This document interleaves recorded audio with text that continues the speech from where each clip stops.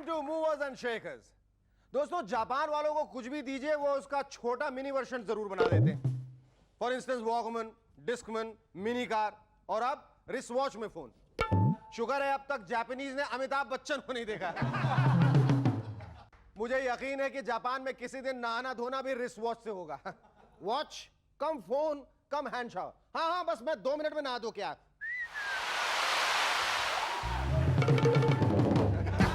मगर उनके mini inventions को देखकर हमारी एमएनएस के साइंटिस्ट ने भी एक नया गैजेट बनाया आपकी सुविधा के लिए.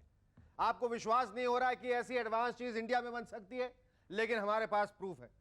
ये देखिए, इस घड़ी की तरफ देखिए, ये हमेशा 10 मिनट लेट चलता है. और इसके बाकी के फीचर्स है, लेटेस्ट खबरों के लिए ये अखबार, क्रिकेट स्कोर के लिए ये ट्रांजिस्टर और ये टेप रिकॉर्डर जो हर 5 मिनट में एक मैसेज दोहराता है. सुनिए. अबे अंधे, देख कर चल. और साथ में कचरा फेंकने के लिए ये डब्बा. ये नहीं, ये. वैसे एक छोटी सी गलती हो गई हमारे साइंटिस्ट से. ये देख रहे हैं, ईमेल का इंतजाम करने के बदले उन्होंने फीमेल का इंतजाम कर दिया. एनीवे, नेवर माइंड, अगले इंप्रूव वर्जन में एक मेल भी होगा. Don't go away. नहीं, तुम्हें नहीं कह रहा, ये नहीं कह रहा, तुम जाओ. Don't go away, we'll be back after a break. Our guest tonight, our actor Harish Patel. And the editor of Society magazine, Lalita Gopalan. But before that, give a large round of applause to Sharuki and the Rubber Band.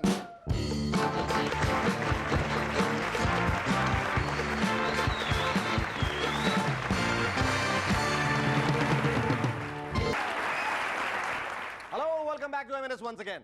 दोस्तों, सरकार गिरने का season आ गया. अगर आप में से कोई भी रूलिंग पार्टी के किसी लीडर को जानता है तो जल्दी से अपनी गैस एजेंसी और पेट्रोल पंप के लिए लाइसेंस ले लीजिए. इस ऑफर की क्लोजिंग डेट बहुत नजदीक आ चुकी है और हमारा आपके लिए बस एक ही मैसेज है. मुलायम जी कहते हैं मैं सरकार बनाने को तैयार हूं. अरे मुलायम जी, हमसे भी तो पूछिए कि हम आपकी सरकार झेलने के लिए तैयार हैं या नहीं. आजकल तो 90 करोड़ में से जिस आदमी को भी फुर्सत है वो सरकार बनाने को तैयार है. अब 2 ही किस्म के हिंदुस्तानी पाए जाते हैं, सरकार बनाने वाले या फिर सरकार गिराने वाले. जी, सरकार चलाने वाले दिखते तो हैं नहीं, हो तो पता नहीं. आपको तो मालूम होगा कि दिल्ली में इतनी उथल पुथल इसलिए हो रही है क्योंकि जयललिता जी चाहती है कि उनके ऊपर लगे करप्शन चार्जेस से लोगों का ध्यान हटा दें. एक जमाना था जब नेशनल इश्यूज को लेकर सरकारें गिरती थी. आजकल तो किसी के साड़ी और सैंडल खरीदने पे गिरने लगे. फ्यूचर में हो सकता है कि उधर पटना में राबड़ी देवी जी हथुआ मार्केट में अपने लिए लिपस्टिक और टैल्कम पाउडर खरीदे और इधर दिल्ली में सरकार हिल जाए. आजकल आए दिन एक के बाद एक नए चैनल्स लॉन्च किए जा रहे हैं. तो हमारी एमएनएस की टीम ने एक नया चैनल शुरू करने का फैसला किया है, रीडिस्कवरी चैनल. पेश है एक स्नीक प्रीव्यू. बहनों और भाइयों, रीडिस्कवरी चैनल में आप सबका स्वागत है. हर हफ्ते की तरह इस बार भी हम आपको गीतमाला नहीं सुनाएंगे, बल्कि कुछ ऐसे जानवर दिखाएंगे जो या तो इस पृथ्वी से लुप्त हो चुके हैं या लुप्त होने वाले हैं. लुप्त. पहला एंडेंजर्ड जानवर है ये फॉसिल पॉलिटिकोसारस इंडस, यानी कि एक शरीफ पॉलिटिशियन. बहनों और भाइयों, 1947 से खादी पहने हुए ये जानवर विधानसभा और लोकसभा के जंगलों में पाया जाता था. लेकिन पॉलिटिक्स में क्राइम और करप्शन बढ़ जाने की वजह से ये जानवर अब लगभग लुप्त सा हो गया है. क्लार्कोसारस गवर्नमेंटस, यानी कि मेहनती सरकारी नौकर. ये जानवर हजारों की संख्या में किसी भी सरकारी दफ्तर में पाया जाता था. लेकिन पिछले कुछ सालों से बढ़ती महंगाई, रिश्वतखोरी और हड़तालों ने इस जानवर को तकरीबन गायब सा कर दिया है. अब इसकी जगह क्लोनिंग करके इसी का हमशक्ल कामचोर सरकारी नौकर मौजूद है. इसी श्रृंखला में लुप्त होता हमारा तीसरा जानवर है द ग्रेट इंडियन एथलेटोरस. ये इंडियन एथलीट कई सालों से एशियन गेम्स और सार्क गेम्स के जंगलों में पाया गया, लेकिन कभी मेडल न मिलने की सूरत में ये जानवर भी अब एंडेंजर्ड स्पीशीज की कैटेगरी में आ गया है. विश्वसनीय सूत्रों का ये मानना है कि हमारे इंडियन स्पोर्ट्स ऑफिशियल्स की एक्सेसिव पोचिंग के नतीजे से ये जानवर धीरे धीरे लुप्त हो रहा है. हमारा चौथा जानवर है टीचरोटोरस. स्कूलों में शिक्षा बांटने वाला ये टीचर आज धीरे धीरे गायब होता जा रहा है. क्योंकि कोचिंग क्लासेस नाम की बीमारी इसको खा रही है। अगर बहुत जल्दी इस बीमारी को खत्म न किया जाए तो जितने बचे कुचे जानवर हैं वो भी गायब हो जाएंगे। डिस्कवरी चैनल पर भले ही सब कुछ घटता जा रहा है, पर आजकल वर्ल्ड कप का बुखार बहुत तेजी से चढ़ता जा रहा है। हर रोज टीवी पे आता है best of luck, best of luck, best of luck. वैसे ट्रायंगुलर सीरीज में हमारी परफॉर्मेंस को देखकर वाकई लगता है कि सिर्फ बेस्ट ऑफ लक ही हमें वर्ल्ड कप जिता सकती है। अजरुद्दीन साहब कहते हैं कि हमें वर्ल्ड कप जीतने के लिए अच्छी बैटिंग, अच्छी बॉलिंग और अच्छी फील्डिंग करनी पड़ेगी। वाह, क्या ब्रिलियंट सजेशन है। उन्हें तो यह फॉर्मूला इन्वेंट करने के लिए नोबेल प्राइज फॉर क्रिकेट मिलना चाहिए। चलिए, देर से ही सही उन्हें यह बात मालूम तो चली। अब तक तो शायद वो यही सोचते थे कि दुबई में जाकर अच्छी शॉपिंग करने से ही मैचेस जीते जाते हैं। वैसे अजहर भाई आजकल बहुत तेजी से रन स्कोर करने लगे। कभी कभी तो जब संगीता पेविलियन में कहती हैं, अरे अज्जू डार्लिंग, थोड़ी देर बाद बैटिंग के लिए चले जाना, पहले गर्मा गर्म बिरयानी तो खा लो, तो अज्जू कहते हैं, नहीं सांगी डार्लिंग, मैं जरा तेजी से रन स्कोर करके आता हूं, घबराओ मत, तुम्हारी बिरयानी बिल्कुल ठंडी नहीं होगी, बस मैं यूं गया और यूं आया। पिछले दिनों भारत और पाकिस्तान के इतिहासकार दिल्ली में मिले और फैसला किया कि दोनों देशों की हिस्ट्री अब दोबारा लिखी जानी। अच्छा आइडिया है, कम से कम 50 सालों की बोर हिस्ट्री से छुटकारा तो मिलेगा। अब नई हिस्ट्री लिखे जाने के बाद एग्जाम्स में जो क्वेश्चंस पूछे जाएंगे वो शायद इस तरह के होंगे। पहला सवाल, वाजपेयी जी लाहौर बस यात्रा के दौरान किस नंबर की सीट पे बैठे थे और उस यात्रा के दौरान उनको शत्रु भैया ने अपने डायलॉग सुनाकर ज्यादा एंटरटेन किया था या देव साहब ने अगली फिल्म की स्क्रिप्ट सुना दी? शाम का सर सुन रहे हैं ना, शाम का आज तो सकैना छेन हुआ। शत्रु शत्रु ये डायलॉग सुनाने का वक्त नहीं है, वो लाहौर जाके सुनाना। वाजपेयी जी कहाँ हैं? वाजपेयी जी अभी अभी मेरे दिमाग में एक बहुत ही अच्छी फिल्म स्क्रिप्ट ने जन्म लिया है। मैं आपको उस फिल्म की कहानी सुनाना चाहता हूँ। फिल्म का नाम है कश्मीर की कली देर से खिली। फिल्म के हीरोइन एक 16 साल की कम सिन जवान लड़की है। जो आप दोनों सो जाइए, मुझे बहुत नींद आ रही है। दूसरा सवाल, सन 1999 में जब पाकिस्तानी क्रिकेट टीम भारत आई थी तो दिल्ली के कोटला मैदान के पिच में भूचाल से गड्ढे पड़ गए थे। कुंबले ने बॉल पटक कर गड्ढे बनाए थे या किसी ने उसे खोदा? कृपया सही स्टेटमेंट को विस्तार पूर्वक लिखें। तीसरा सवाल, सन 1998 में बीजेपी ने पोखरण में जो धमाके किए थे वो बीजेपी ने क्लिंटन और मोनिका की पोल पट्टी खुल जाने की खुशी में किए थे, पाकिस्तान पर अमेरिकी सैंक्शंस लगवाने के लिए किए थे, या फिर अम्मा को उनकी धमकियों का जवाब दिया? कृपया सही कारण पर राइट का निशान लगाइए। आखिरी सवाल, नवाज शरीफ साहब का कहना है अब हमें टेंशन से भरा कश्मीर नहीं चाहिए, इसकी जगह पर आप हमें खुशियों से भरे लालू जी दे दीजिए। इस स्टेटमेंट पर 100 शब्दों की विशेष टिप्पणी लिखिए। Our first guest on M&S tonight is an actor and a friend who was also my room partner during the making of my debut film Utsav. Ladies and gentlemen, please welcome Harish Patel.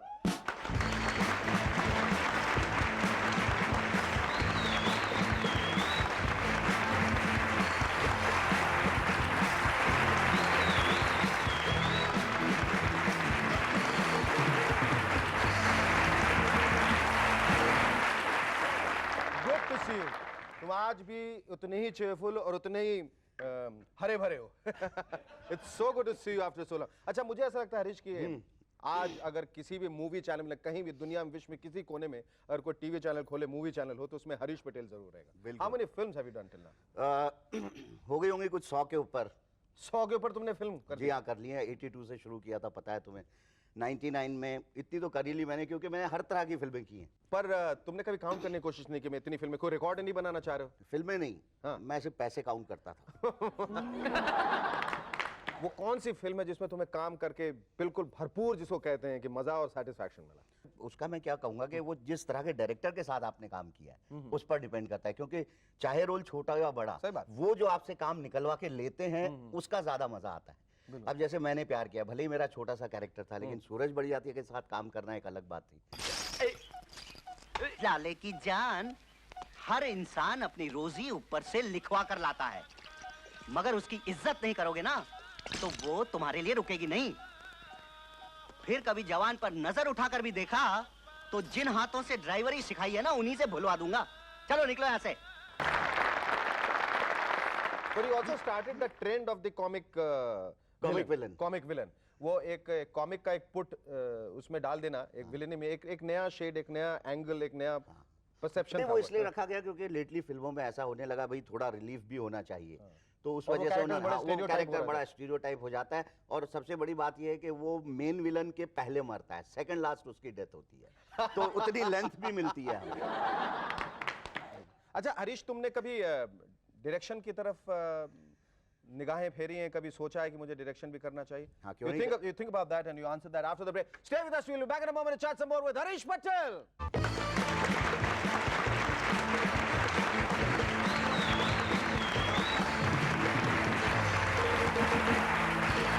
Hello and welcome back to M&S once again.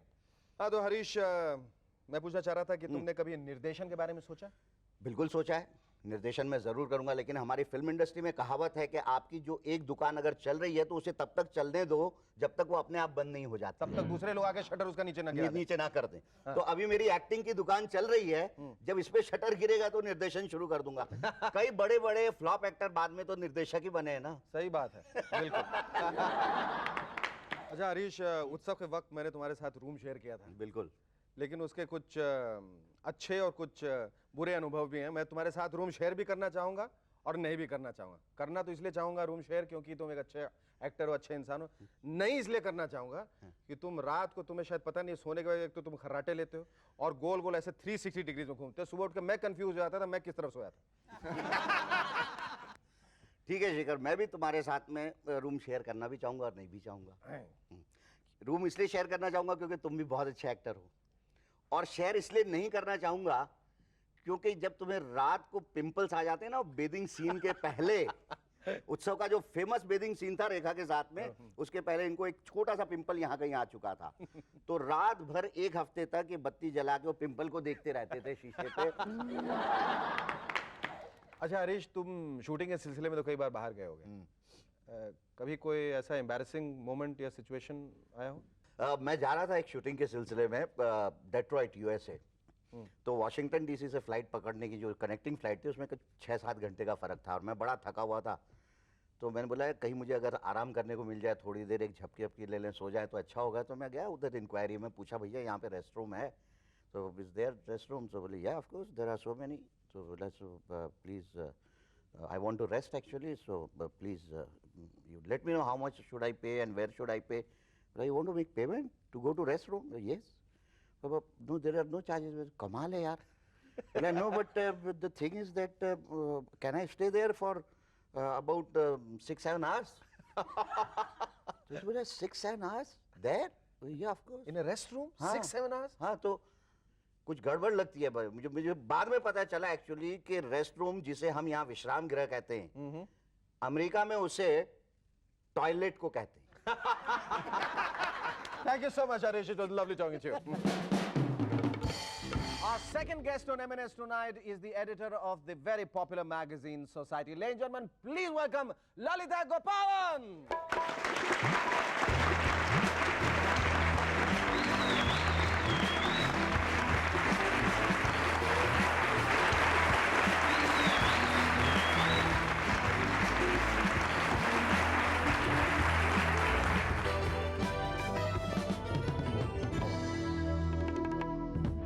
Thank you so much for coming on our show. Thank you for I think you look too young to be the editor of Society magazine. maybe I'm not as young as I look. पर आप दिखती हैं, नहीं हो तो पता नहीं।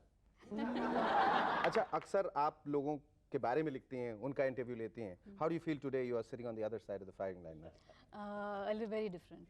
Very different. Yeah. आपको ऐसा लगता है कि आपके साथ किस तरह से सलूक किया जाए? Very kindly, I Very hope. kindly. How did you come into this field? Why journalism? I've always wanted to do journalism right from the time I was in the 8th standard. अच्छा. I was very clear about it. And after graduation, I came to Sophia Polytech. And then I was in journalism But after क्या that. क्या वजह क्या थी? ऐसे कौन सी खास वजह थी? किस कारण से आप चाहती थी कि मैं जर्नलिस्ट ही बनूं, लोगों के बारे में लिखूं? क्या मतलब इसमें क्या एक्साइटमेंट मिलती है आपको? I like meeting people. And when you're curious about people, you do want to know more. Yeah, but you like writing about people or you like grilling them? Writing about, I'm not into grilling people. Not into grilling not people into at all. grilling, not at all. अच्छा, आप newspaper में भी लिख चुकी हैं, Yeah. लिखती थी, और Yeah. मैगजीन। बेसिक फर्क क्या है दोनों में? When you write for a newspaper and you write for a magazine. When you write for a newspaper, there is a lot more pressure because the deadlines are tighter. Deadlines, हाँ. When I was writing for Midday, I was doing a lot of features itself, which is not very different from society, but you do need to deliver much faster. अगर आपको मौका दिया गया कि आप ऐसे ये जो फिल्मी जर्नलिस्ट जो होते हैं जैसे उस किस्म के, या फिल्मी मैगजीन में आप लोग आपको मौका दिया लिखने के लिए, हाउ कंफर्टेबल और uncomfortable would you be? I would not be able to do it. No? No. क्यों, क्या वजह है? I think it requires a lot of persistence to begin with. I don't want to criticize film journalists. They do have a very difficult job because they try to be honest, they try to give a different perspective of the stars that they meet, and I don't think they have an easy job. Journalism को कहा गया है कि एक बहुत ही noble profession है।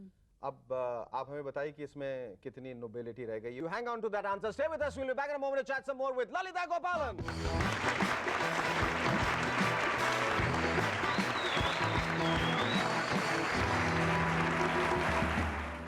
Hello, welcome back to M&S once again.